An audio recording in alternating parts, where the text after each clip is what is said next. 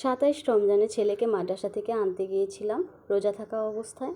আর প্রচণ্ড রোদ ছিল বাহিরে, রোদের ভিতরে বাসা থেকে বের হইতেই মন চায় না। আসসালামু আলাইকুম, সবাই কেমন আছেন? আশা করছি সবাই ভালো আছেন। আলহামদুলিল্লাহ, আল্লাহর রহমতে আপনাদের দোয়ায় আমিও ভালো আছি। জোনাকি ফুটে সবাইকে স্বাগতম। 27 রমজান ছেলেকে আনতে গিয়েছিলাম, অনেক দেরি হয়ে গেছিলো, আর দেরি করেই ওকে ছুটি দিয়েছিল হুজুরে। ওর পরীক্ষা ছিল এই জন্যে। আর এত রোদ্রের ভিতরে আমি কখনোই বাসা থেকে বের হই না দরকার ছাড়া। সো বের হতে হয়েছে বাধ্যতামূলক, কারণ আমার ছেলেকে আনতে হবে, এই জন্য তো বের হতেই হবে। তারপর ওকে এনে দেন, আমি ওকে সুন্দরভাবে গোসল টোসল করিয়ে পরিষ্কার করে নখ ঠক চুল, আর যখনই আমি ওকে নিয়ে আসি মাদ্রাসা থেকে তখনই ওর নখ দাঁত সব চেক করি আমি। তারপর ওকে সুন্দরভাবে পরিষ্কার করে গোসল করে দিই। এরপর আমরা মা ছেলের তো রোজা, এবং কি আপনাদের ভাইও রোজা, সে পুরাটা রোজাই রয়েছে, একটাও ভাঙে নেই। আর আমি 3টা বাদে সবগুলো রয়েছি, আর আমার ছেলে 2টা বাদে সবগুলো রয়েছে আলহামদুলিল্লাহ। এরপরে আমরা ইফতার সেরে তারপর নামাজ কালাম পড়ে এরপরে আমি আবার রান্নাঘরে চলে আসি, কিচেনে, হ্যাঁ, রাত্রে রান্নার জন্য এবং সেহরির জন্য। বেশি কিছু করব না, যেহেতু আমার ডাল রান্না আছে, গরুর গোশ ভুনা আছে, তাই রুই মাছটাই আমি রান্না করেছিলাম। এটা 27 রমজানের ভিডিও, মানে এডিট করে রেখে দিয়েছিলাম। সময় বলতে পারেন, ব্যস্ততা বলতে পারেন, সব কিছু মিলিয়ে ঝিলে আমি ভিডিওটা ছাড়তে পারি নাই, আজকে ভয়েস দিয়ে ছাড়লাম।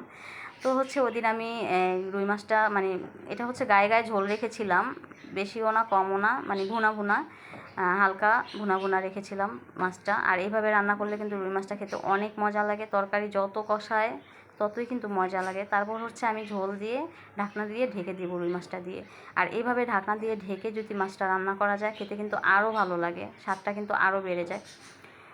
তারপর আমি একটু চিন্তা করলাম যে সারাদিন রোজা ছিলাম, অনেক ক্লান্ত ছিলাম, রোদ ছিল, একটু গরুর গোশ দিয়ে পান্তা ভাত খাবো, মানে পানি ভাত যেটা বলে সেটা খাবো। আর এই পানি ভাতটা কিন্তু প্রচণ্ড গরম থাকলে খেতে আমার খুবই ভালো লাগে। আর প্রচণ্ড গরম থাকলে, রোদ থাকলে, ক্লান্ত থাকলে আমি গরম ভাতেও পানি ঢেলে খাই, এরকম অভ্যাস কিন্তু আমার আছে। আমার মতন অভ্যেস কার কার আছে অবশ্যই জানাবা আপুরা, ভাইয়ারা, বন্ধুরা, কারা কারা খেয়েছো এইভাবে পানি ভাত আমার মতো, অবশ্যই কমেন্ট বক্সে জানাতে কিন্তু ভুলবা না। তো যাই হোক, আমার রান্নাবান্না কমপ্লিট প্রায়। আমি এখন ধনেপাতা দিয়ে দিয়েছি, এটা রান্না শেষ। আমি এখন খেতে যাব, ফাঁকে একটু খেয়ে তারপর আসবো। এগুলোই করে আমি কিন্তু সবসময় এটাই তরকারি রান্না করে তারপর অন্য পাত্রে ঢেলে রাখি। ওই যেটা রান্না করেছি ওইটা কিন্তু আমি ধুয়ে পরিষ্কার করে তারপর রেখে দিই, যেটা রান্না করে ওইটা কিন্তু রাখি না, মানে এরকম পাত্রে রাখি না। তারপর এটা আমার রুই মাছের আসল লুক, দেখতেই পাচ্ছ কত সুন্দর ইয়ামি হয়েছে, দেখতে কত ভালো লাগতেছে, খেতেও কিন্তু তেমন মজা। এরপর আমার ছেলেকে আমি খেতে দিলাম, আর ও খাওয়া শুরুতেই বকবক শুরু করে দিয়েছে, আর বলতেছে, আম্মু জানো এই যে তুমি রুই মাছের পিসটা দিয়েছো, জানো মাদ্রাসা এটা কয় পিস হয়? আমি বলছি কয় পিস হয়? বলছে এটা 3 টুকরা করে। আমি বলছি তাই, এত ছোট করে? বলছে হ্যাঁ। তখন আমি আমার বন্ধুকে বলি, জানোস আমার আম্মু আমাকে বড় বড় পিস দেয়, তারপর আরও খেতে দেয়, বলে বাবা আরও খাবা। তখন খেতে মন চায় না, আর এখন আমি মাদ্রাসায় খেতে চাই কিন্তু পাই না।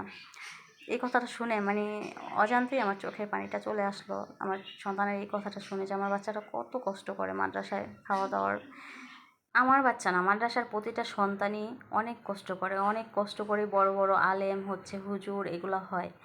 দেন আল্লাহর কাছে বলি সব সময় যেন আল্লাহ আমার সন্তানটাকে সব সময় ভালো রাখে, সব বাচ্চাদের ভালো রাখেন, যা স্কুলের হোক মাদ্রাসার হোক, আল্লাহ যেন প্রতিটা বাচ্চাকে যেন ভালো রাখেন, ন্যায় খায়ের দান করেন, সবসময় সুস্থ রাখেন, যেন ওরা বড় হলে ওদের এই যে গার্জিয়ানগুলো যে কষ্ট করে, ওরা যে কষ্টটা করে এটার মূল্যটা যেন ধরে রাখতে পারে, এটার কষ্টটা যেন অনুভব তখন করতে পারে, যে না একদিন এমন কষ্ট করছি, এখন ভালো কিছু করি, এরকম যেন চিন্তাভাবনা ওদের ভিতরে থাকে।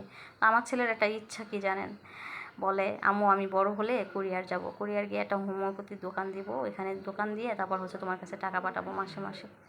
মানে দেখেন এই ছোট মানুষ কত বড় মনের পরিচয় হইলে এরকম কথা বলতে পারে এটুক বয়সে। তো আল্লাহর কাছে বলি আমার ভালোবাসার ছেলেটা যেন, আমার এই ভালোবাসার ছেলেটা যেন এরকমই থাকে সব সময়। ভালোবাসা কিন্তু এক প্রকার না, অনেক প্রকার, এক একটা ভালোবাসার এক একটা ফিল, তাই না? মানুষের জীবনে মানে এক একটা ফিলের এক একটা আনন্দ। যেমন সন্তানের ভালোবাসা একটা অন্যরকম আনন্দ, মনে হয় পৃথিবীতে এর চাইতে আর আনন্দ নাই। তেমন হচ্ছে স্বামী স্ত্রীর ভালোবাসা, বাবা মার ভালোবাসা, মানে এক একটা ভালোবাসার এক একটা আনন্দ, এক একটা মানে অনুভূতি, সেটা কিন্তু প্রকাশ করা যায় না। কোনোটার সাথে কোনোটার কোনো মিল নাই, কিন্তু আলাদা আলাদা হলো আলাদা আলাদা একটা অন্যরকম ফিলিংস, অন্যরকম ভালো লাগা, অন্যরকম একটা ভালোবাসা, যেটা কখনোই একটার সাথে আরেকটা তুলনা হয় না। তো তারপর আমার ছেলে খাচ্ছে আর বক বক করছে, মাদ্রাসায় এতদিন কী কী করেছে, কী কী করে নাই, সব কথা আম্মুর কাছে শেয়ার করতেছে। এতদিন পরে আসছে আম্মুর কাছে, বলে আম্মু কতদিন পরে তোমার হাতের রান্না খাচ্ছি, প্রায় দেড় মাস পরে, মানে 1.5 মাস পরে আমার সন্তান আমার কাছে এসেছিল এবং আমার হাতে রান্না খেয়েছিল। আমি বসে বসে ওর খাওয়া দেখতেছিলাম, আমার গলাটা ভেঙে গেছে ঠান্ডা গরমে। ও বলতেছিল সব মনের কথাগুলো, আর আমি ওর বললাম না বেস্ট ফ্রেন্ড, ও আমার বেস্ট ফ্রেন্ড, যা যা মনের কথা আছে সব আমার সাথে শেয়ার করে আমার ছেলেটা। কি হইলো না হইলো, কি করতেছে, কি খাইছে না খাইছে। যদিও কষ্টের কথাগুলো খুবই কম বলতে চায় না, কারণ জানে যে আমার আম্মু তো আমাকে মাদ্রাসায় পড়তে বলে সবসময়। আর আজকে যেহেতু আমাকে বলেই দিছে কথাটা, খেতে খেতে বলতেছে আম্মু আমি বলতাম না, এই মাছটা দেখে আমার মনে পড়ছে তাই বলে দিছে, আমি কিন্তু তোমার কাছে কিছু বলি না। আমি বলি জানি বাবা, তুমি বলো না কিসের জন্য। বলছে কিসের জন্য বলো তো আম্মু। আমি বলছি তুমি বলো। তখন বললো জানো আম্মু, আমি জানি তুমি আমাকে মাদ্রাসা পড়ানো নিয়ে অনেক ইচ্ছা, এই জন্য আমি তোমার কাছে বলি না, কারণ আমি তো মাদ্রাসায় পড়তে হবে এই জন্য। আমি আবার মাঝে জিজ্ঞেস করলাম, বাবা তুমি আমাকে কতটুকু ভালোবাসো? বলল আকাশ আর জমিন যতটুকু তার চাইতে অনেক বেশি। এই যে হাত দিয়ে দেখাচ্ছে। আমি বলেছিলাম বাবা আমি ভাতটা মেখে দিই, না হাত দিয়ে মেখে খাবে। ভাবলাম যে থাক, এতদিন পরে আসছে, ওর ইচ্ছা মতো খাক সুন্দর করে। আমি বসে বসে ওর খাওয়া দেখতেছিলাম আর ভিডিও করতেছিলাম। ওর বন্ধু বান্ধবের সাথে ও বলে, আমার আম্মু আমাকে অনেক বলে যে বাবা আরেকটা পিস দেয়, আরেকটা পিস দেয়, আমি নিতে চাই না, আর আমার এখন এত খেতে মন চায় কিন্তু আমি খেতে পারি না। এটাই জীবন মাদ্রাসার। প্রতিটা বাচ্চাদের যত বেতন দিয়েই আপনি পড়ান না কেন, মাদ্রাসার লাইফে কষ্ট হবে, সেটা হচ্ছে বড় কষ্ট, খাওয়া দাওয়ার। এরপর হচ্ছে এটা হচ্ছে ঈদের পরের দিনের ভিডিও, সকালবেলার। আমি একটু আপুর বাসায় যাব, মানে আমার বাচ্চাকে নিয়ে। ঈদের দিন তো কোথাও যাই নাই, যেহেতু সারাদিন বাসায় ঘুমাইছিলাম, রান্নাবান্না শেষে ছেলেটা বের হয়েছে, ও গেছে ঘুরে টুরে আসছে, কিন্তু আমি কোথাও যাই নাই, মনটা খারাপ ছিল। যাই হোক, অন্য কারণে মনটা খারাপ ছিল, সারাদিন বাসায় ছিলাম, বের হই নাই।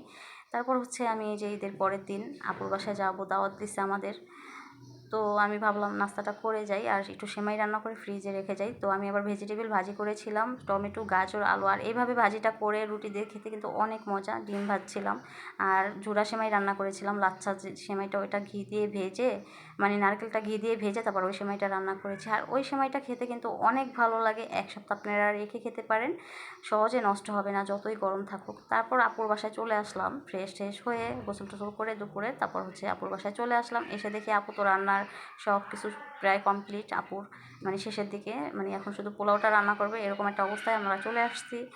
তখন মানে আমি ভিডিওটা করেছিলাম একটুখানি, মানে এটা কিন্তু ঘি আর দুধ দেওয়ার আগে কিন্তু আমি এই রোস্টের ভিডিওটা করেছি, লাল মুরগির রোস্ট। এটা হচ্ছে লাল বড় যেই মুরগিটা ওইটার রোস্ট, আর এই মুরগিটার রোস্ট খেতে কিন্তু অনেক মজা।